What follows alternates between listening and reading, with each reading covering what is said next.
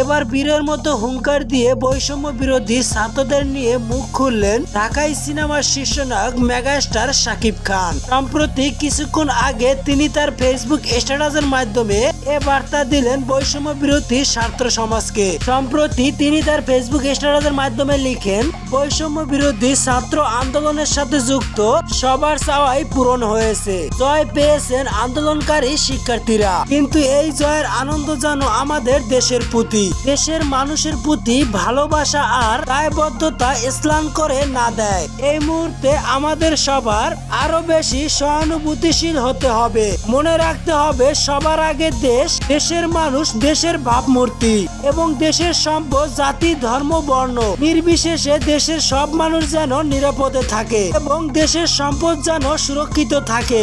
আসুন আমরা সবাই সেই চেষ্টা চালিয়ে যাই। এটা আমাদের নৈতিক, রাষ্ট্রীয় ও সামাজিক দায়িত্ব। জানা যায় খুব শীঘ্রই দুবাই থেকে দেশে আসছেন মেগাস্টার শাকিব খান।